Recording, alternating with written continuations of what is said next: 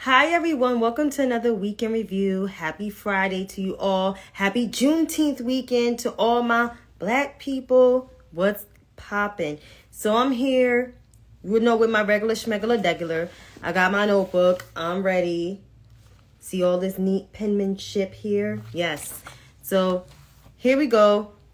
Yes, even though COVID is not severe, but we're still in the midst of it, right? So according to the World Health Organization, because they still one of the only few sites that actually report all the cases. So as of the last 7 days, we had 286,078 new cases of COVID-19 within the last week.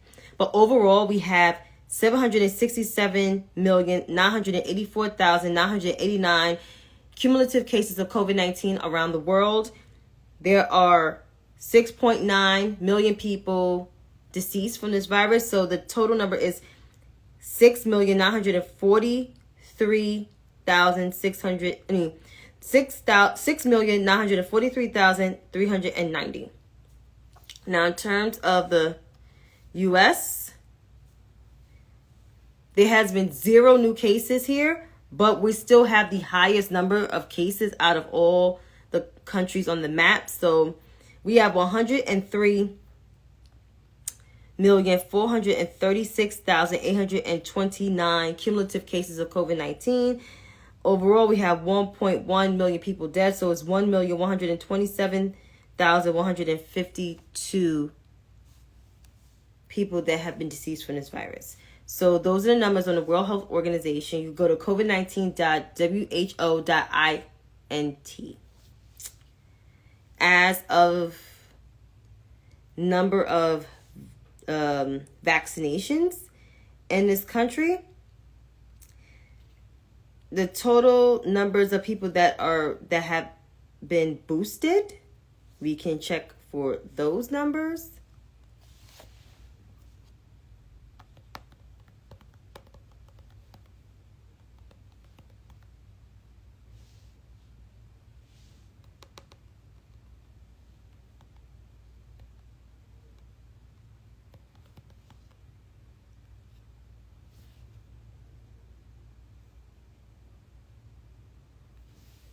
So according to our data of COVID-19 vaccinations, hey Joseph, we have 70.1% of this population, 70.1% of the U.S. population that at least receive the COVID-19 vaccine.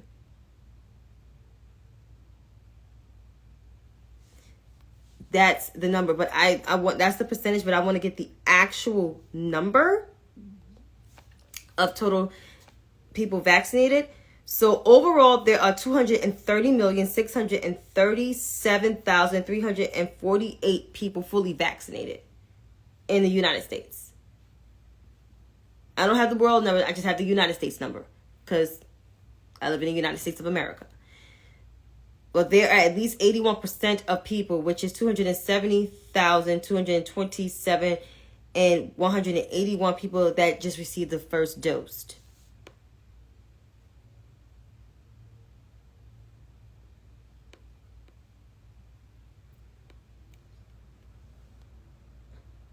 As for a boosted population, there are 104,160,225 Americans, which is 31% of the population that received their booster as of June 9th. Keep in mind, the vaccine has been on the emergency use for free since 2021, since the president took office, technically speaking, not that other administration, because they have not distributed to everybody, but this president. So yeah, these numbers I'm fully reading. I mean, you really want to get real. We're still in the midst of this. And why some of us still wearing masks? Because it's still a threat. It's not a threat here, but it's a threat all over. And anything can happen because even though it's summer, September is not that far away. September is like less than 3 months away. So things can change. That's why you still need to protect yourself and wear a mask and get vaccinated. Vaccine, it's not painful. Doesn't do crazy things to you as all these holistic people on here who think they know more than the damn doctor. They don't do a whole bunch of crazy shit to you. So, yeah. So you want to protect yourself before another trifecta of illnesses come. On to more things. So, y'all know that former guy that used to reside in the people's house has been indicted again. But this time, I have some of the indictment up. I didn't get the chance to read all of it, but I have some of it. So, this is the United States of America versus that person and somebody else. The indictment, the grand jury charges that the general allegations found him guilty. Introduction. The defendant, Donald J. Trump, was the 45th person in the United States of America. He held office from January 20th, 2017 until January 20th, 2021. As the leader of the free world, and I put that there, Trump had lawful access to the most sensitive classified documents and national defense information gathered and owned by the United States government, including information from the agencies that comprise the United States intelligence community and the United States Department of Defense. 2. Over the course of his term, Trump gathered newspapers, press clippings, letters, notes, cards, photographs, office documents, and other materials in a cardboard box that he kept in the White House. Among the materials Trump stored in his boxes were hundreds of classified documents. The classified documents Trump stored in his box included information regarding defense and weapon capabilities of both the United States and foreign countries, United States nuclear programs, potential vulnerabilities of the United States and its allies to military attack, and plans for possible retaliation in response to a foreign attack. The unauthorized disclosure of these classified documents could put a risk to the national security of the United States, foreign relations, the safety of the United States military, human resource, and the continued viability of sensitive intelligence collection methods. At 12 p.m. on January 20th, 2021, Trump ceased to be the leader of the free world. As he departed the White House, Trump caused scores of boxes, many of which contained classified documents, to be transported to Mar-a-Lago Club in Palm Beach, Florida, where he maintained his residence. Trump was not authorized to pose or retain those classified documents. The Mar-a-Lago Club was an active social club between January 2021 and August 2022, hosted events of tens of thousands of guests. After Trump's term, the Mar-a-Lago Club was not an authorized location for the storage, possessions, review, display, or discussion of classified documents. Nevertheless, Trump stored his boxes containing classified documents in various locations at the Mar-a-Lago Club, including in a ballroom, bathroom, shower, and office space, and his bedroom and storage room. You can find this online. It's easy to find. But, yeah. This man took classified documents to his residence in Florida. But let an Obama, a Clinton, a Carter, a LBJ, a Kennedy to take classified documents to their house. And yeah, we know President Biden and Mike Pence took classified documents home, but they returned them. That's the difference. This bum didn't return the classified documents. And that's why his little funky ass was indicted. So I'm telling all those people that still support that bum, including the ashy black men and some of you dumbass black men online talking that anti-democratic shit and praising this bum, guess what? This man is a criminal. This man is stupid. And he doesn't care about the people that support him. He cares about you donating to him because he just made money off this indictment, this second one. He does not care about you. And honestly, to tell you the truth, there's going to be more stuff coming after him because there's January 6th stuff. They're already locking up more people. He got the stuff here in New York State, preferably in the city of New York. The Attorney General is suing him to make sure he does not operate no business within the state, especially in the city, ever again.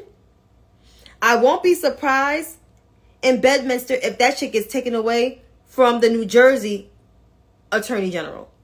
Like, nobody's not playing with this man no more. This man is finally getting checked after 50 years of committing crimes and not paying no accountability for it. Not taking any accountability for it. And he's still halfway not taking accountability because he's still denying the shit. So there you go. And all of those dumbasses defending him, those candidates that's running, Narata, Timothy, let's see, Christopher, because he's still defending him, Michael, after he called to basically get you hanged. Let's see. The other guy, that Suarez dude that just, entering the race. Like, why y'all keep defending him? Why y'all keep defending a criminal in your party? What, because y'all think y'all going to have some type of job in the cabinet if he hypothetically wins, but he's not going to win against President Biden? Y'all some really sad ass people.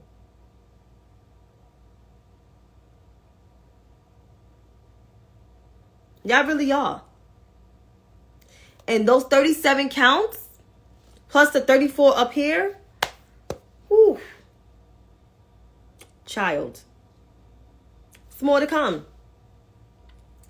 But speaking of all the GOP people I spoke about, the mayor of Miami, who is a Republican, came in the race, and he was asked about, about Trump's indictment. He said, I want to talk about Miami, and finding out he got all of this other shit going on with himself. He's being investigated because he had accepted money from a South Floridan developer. I mean, all of these Republicans are criminals? Are all of them taking bribe money? All of them got scandals? Everybody say Mike Pence don't got no scandals, but Mike Pence got policy scandals. And that's even more fucking dangerous. Right? And speaking of those traditional Reagan Republicans like Michael Richard Pence and Christopher James Christie, I found them to be much worse than Donald Trump. Right? Because Christopher was trying to project his whole Republican ideology in a blue-purple state, knowing good and damn well that don't resonate with people. I mean, you have the lowest approval rating from any governor from both parties. You left out with a bad approval rating. Worse than my former governor. That's bad. And my former governor is supposed to be an asshole.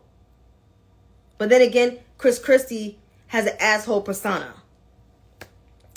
As of Michael Richard Pence, that's a tricky one. Because that one will smile in your face and lie and do backstabbing shit behind your back. Michael Richard Pence has an abysmal record when it comes to women, when it comes to black people, and definitely when it comes to the LGBTQ plus community. Let's not get his mishandling of the AIDS crisis when he was the governor of Indiana, and then his mishandling of the coronavirus response. I mean, y'all really want this man to sit up in the office? This man still can't keep it a buck when it comes to his former boss. Or why his former boss tried to kill him and put his life in danger. And then you're supporting the far right agenda. And then you still can't accept the fact that the LGBTQ plus community population is growing. You can't accept the fact that women are in the positions that they're in. You can't accept the fact that black people and brown people in this country are going to be the rising majority. Yeah, Michael Richard Pence is not your stand-up guy. He's your typical white supremacist politician in fine clothing. And so if people want to support that and support Christopher James Christie and Narata, I'm going to get into Narata's ass in a minute. And Timothy, good luck on that, because they don't care about people. They care about upholding white patriarchy and white supremacy. More so, white supremacy.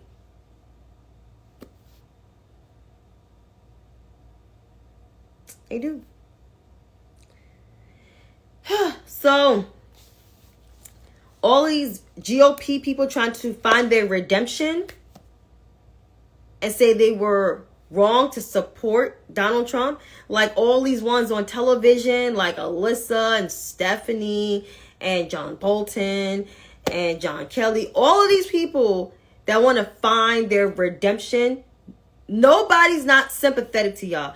We remember y'all touting about the man that y'all worked for and saying how he was good for the country and how he, gave the biggest tax breaks when he, he fucking didn't. He messed up the tax codes. Because why? Because I got to explain this shit to people on why you got to fill out a new W-4 form. And how's that going to affect their taxes? I can't even give them the advice. So there you have it. Because of that disastrous tax bill, see, I'm getting my tongue twisted. Because of that tax bill, it's the reason why Americans are feeling it, especially middle Americans and single Americans that contribute most to the economy. Not these 1% people. People like me.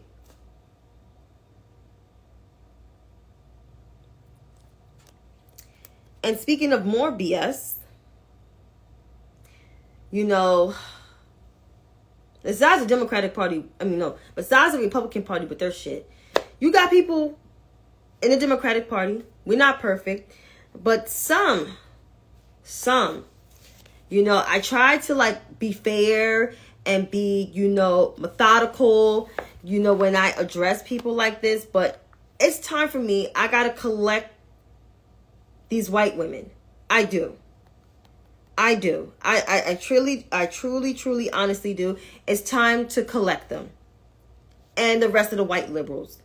If y'all mad that I'm going to collect them, then I don't know what to tell you, but it's time. So, Jennifer Palmieri, former Hillary Clinton staffer, has an op-ed out. And I'm going to find it.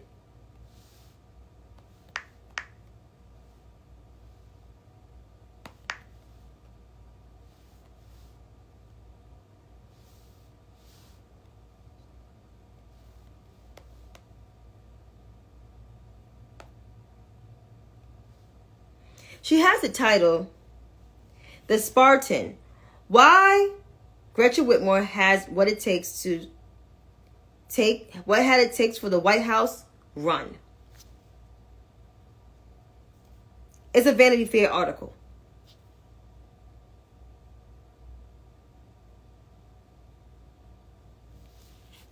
I spent a week trailing the governor of Michigan as she pursued a bold second-term agenda and left seeing a future presidential contender.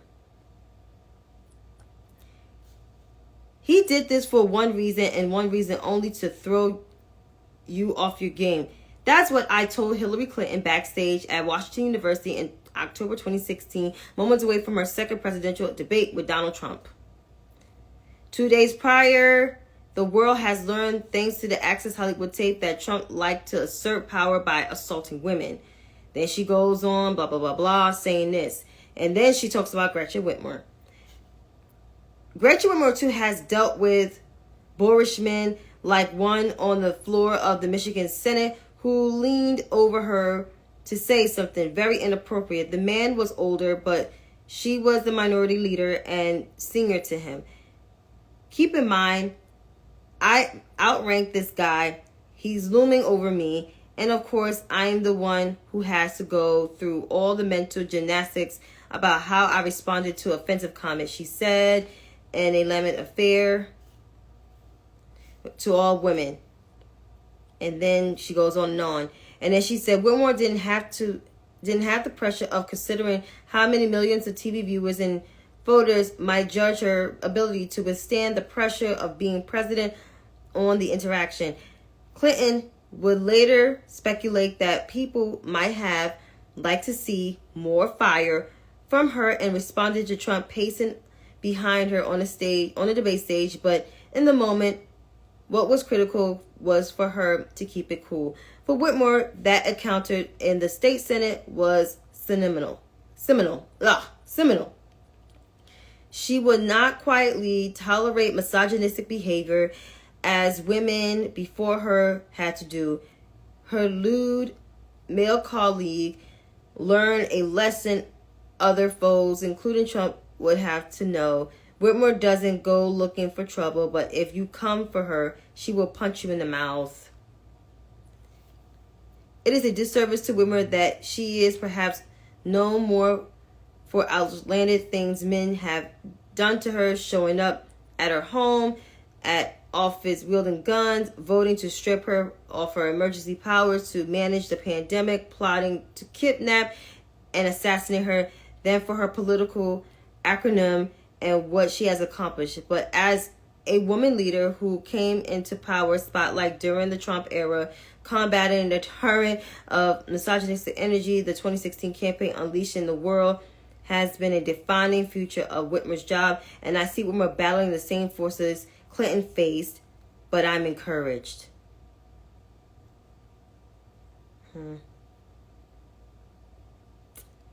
Oh yeah, I'm getting them.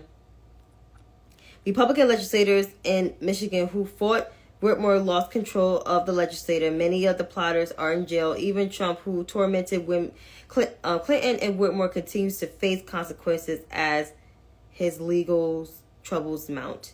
Whitmer recently commented that the country is long overdue for a strong woman chief executive, begging the question of whether America will elect a woman front and center, while asserting that a woman would do a better job than a man.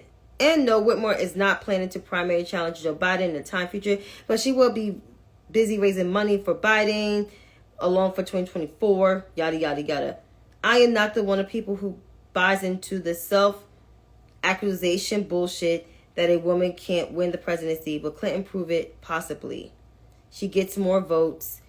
Having interviewed Whitmer for Showtime's The Circus, and based on my 3 decades in political trenches, I could see she had the talent and the drive and the toughness to be a solid national candidate. But earlier this year, I headed to Michigan to pressure test that notion by observing how Whitmer describes herself as a progressive Democrat, but observing her closely, I see more ideology as getting shit done.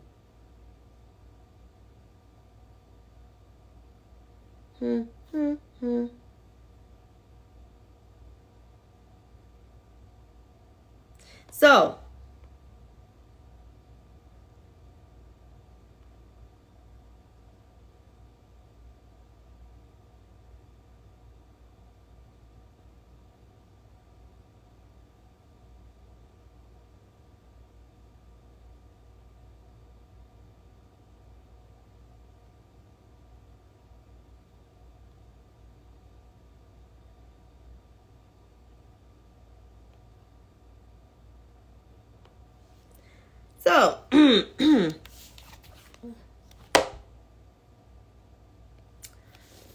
Jennifer Palmieri, Jennifer Psaki, let's see, Bill Kristol, and the rest of those crusty, dried, sour, white liberals and white centrists, and white moderates alike, the white Democrats, my counterparts, when it comes to voting,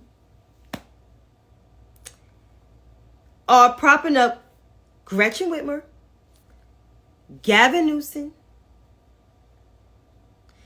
J.B. Pritzker, and possibly my goddamn governor, Kathy Hochul. But everyone's forgetting about Vice President Kamala Devi Harris. And everybody's like, well, what has she done? What does she do? Well, women's reproductive rights. Keep advocating for it. Also was part of launching Black Maternal Health Week. Also originally drafted a bill with Reps Lauren Underwood and Alma Adams. Contribute to the American Rescue Plan by adding the extra $300 or $500 to families in order to get themselves out of poverty. 50% of childhood poverty. She reduced that shit because that was part of her LIFT plan when she ran for president. Can we go on? The HBCUs getting extra money, that was her, with former Alabama Senator Doug Jones. She originally drafted the George Floyd Justice and Policing Act, even though it was stalled in the Senate, thanks to Timothy Eugene Scott. Y'all want to take it further? Because we can go there. But I know all of y'all ain't ready. Y'all not ready for the facts because you keep clicking to clickbaits. If anything, the majority of y'all need to read some damn books because y'all keep shining on the folksy Gretchen Whitmers of the world, the laid-back Californian Gavin Newsom, and the staunchy guy, J.B. Pritzker, but y'all don't want to go for the woman who asserted herself as to be the number 2 person in this country, who speaks with eloquence, who speaks with conviction, who lays out the facts without lying to the American people. Just like the president, don't lie to the American people, will tell you the damn truth. And is ready for prime time. Because to be honest, I don't know if Gretchen Whitmer is ready for prime time. Some people want her to run on the ticket with the vice president. I don't see that happening. Not just because America's not ready for 2 women. I just don't see that happening. Gretchen Whitmer would be a great Secretary of Transportation. But Vice President? President? No. Don't see that in her future. Don't see that happening. And I don't think she probably wants to run for office after being threatened and to be killed and assassinated and kidnapped and shit. Like, I don't understand it. But, people like the Jennifers, both the Palmieris and the Psakis and the Bill Kristols of the world, they're kind of like anti-black. They have a problem with black leaders. So this is exactly why I always keep my goddamn neck on white liberals, because every time when a black person asserts themselves into a higher power or try to run for a higher office, it seems like we're never too good enough for that office. It's like we have to play second fiddle. The highest office we could probably ever achieve is being an attorney general. And I'm just like, we're not nobody's watchdogs. We're executives in the office. We the boss women in the office. We run shit. We get shit done. We're the reason why this country was saved by a raving lunatic from Jamaica Estates. Because 55% of white women voted for that bum. So Jennifer's, Bill, and other people propping up all these other white people before the black women, I think y'all need to listen to the black base, because we're the majority of the party, not y'all. And Vice President Harris is ready for prime time.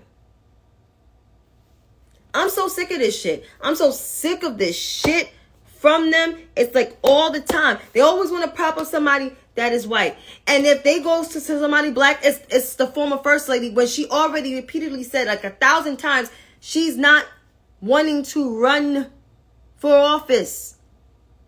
Politics is never her thing. She didn't even want her husband to get involved in this shit. There you go. She had a big-ass career. She was the VP of Development and Communications. Why the hell she wanted President Obama or Barack Obama to be, in politics? But apparently, the Jennifers and Bill, they seem like they have an issue with Vice President Harris. It's not just Republicans. It's some Democrats. That's why I don't trust half of the white Democrats. I don't. Not in the voting booth. I don't trust them even having real conversations with their MAGA family members. I don't. And that's my take. But I'm out of here. Happy Juneteenth to you all. I hope you read some books. I hope you watch some movies that are inspiring about African Americans and what they have contributed to this country. So be safe, be well, stay hydrated, stay blessed and highly favored. Peace out.